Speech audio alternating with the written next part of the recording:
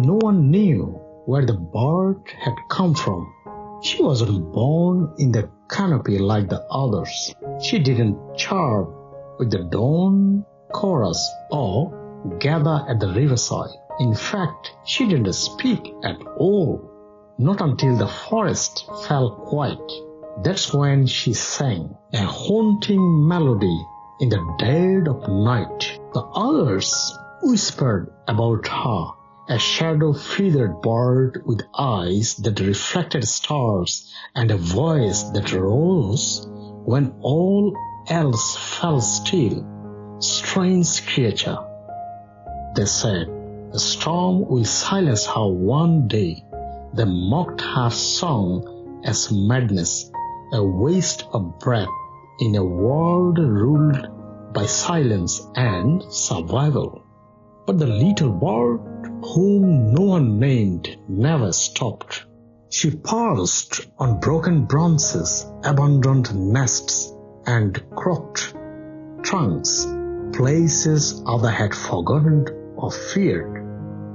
And from those edges she sang, not with hope, not for attention, but because something deep within her refused to stay quiet.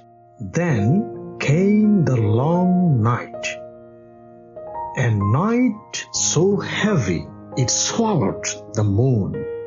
Winds tore through the trees like knives.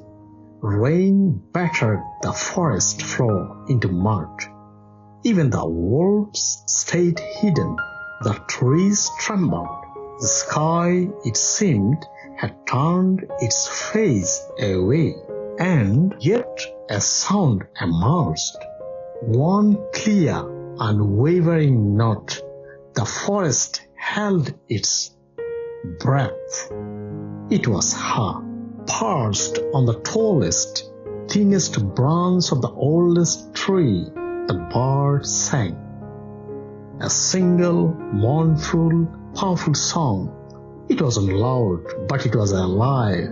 A melody shaped not by fear, but by defiance. And in that moment, it felt as though the storm paused to listen. Things changed.